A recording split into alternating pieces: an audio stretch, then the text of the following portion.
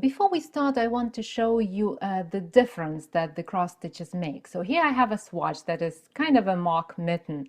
I reserved stitches over here and then I picked them up to make a kind of a thumb. And at one side of this thumb, I didn't do anything. I just picked up stitches and worked in the stockinette stitch to make the thumb. And you can tell here's this hole that we all don't want to see in our projects, right? On the other side of the thumb, I crossed the stitches and there is no hole, just this little cross that you see right here. So that's the difference, hole or no hole. Now let's see how we can cross those stitches. Let's start by crossing the stitches to the right. I'm using a flat swatch to make it easier for you to see what's going on here, and I marked the hypothetical spot where the hole could appear with a stitch marker. So this is the place where I kind of join stitches, and this is the place where I could end up with a hole. And I'm going to cross stitches to prevent that hole.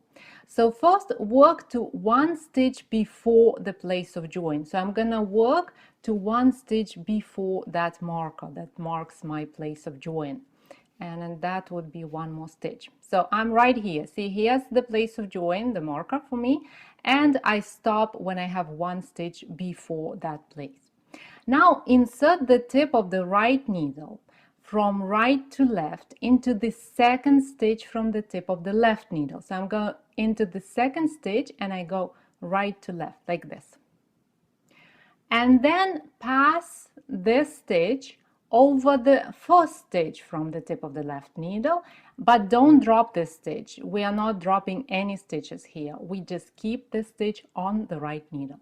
And I'm gonna pass it like this and then keep both stitches. One stitch sits on the left needle and one stitch sits on the right needle. Now return the pass stitch to the left needle like this. See what happens? We have both stitches on the needle, but they are crossed like this. And now simply knit or purl those stitches depending on the pattern. I'm gonna knit both of them one by one. So I knit this stitch first and then the next stitch. And at this point, make sure the stitches stay crossed because nothing keeps them crossed. They could easily just uncross. So be careful and make sure the stitches stay crossed. Otherwise, you won't get cross stitches. And then simply continue to work in the pattern. And once you work a row or two or round, then you will see this lovely cross right over here, and it is crossed to the right. Crossing stitches to the left is also very simple. Again, we work to one stitch before the place of join, and that's going to be in a couple stitches for me. Okay, I stop here. I have the stitch marker. I have one stitch before that stitch marker, so I stop.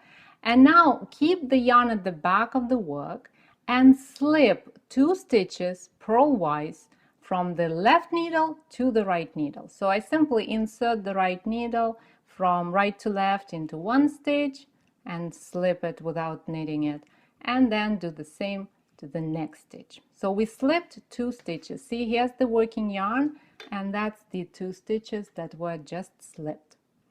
Now insert the tip of the left needle into the second stitch from the tip of the right needle, and we go from left to right like this. And then pass this stitch over the first stitch from the tip of the right needle, and again we keep both stitches on the needles. So the stitches are crossed, we don't drop any stitches. One stitch sits on the left needle, the other one is on the right needle. Now we slip the other stitch to the left needle from the right needle, and now we simply work them in the pattern. So I'm gonna knit them, but you can knit or purl them. Like I said, the pattern doesn't make a difference at all. So I work to the end of the row, and I'm gonna show you the stitches that are crossed to the left. And they are right here. You can see this cross, and this time it is crossed to the left. No matter whether you decide to cross stitches to the right or to the left, remember to cross them in the first round of working both groups of stitches together. It would be the first round of the body of a top-down sweater, or the first round of the sleeves of a top-down sweater.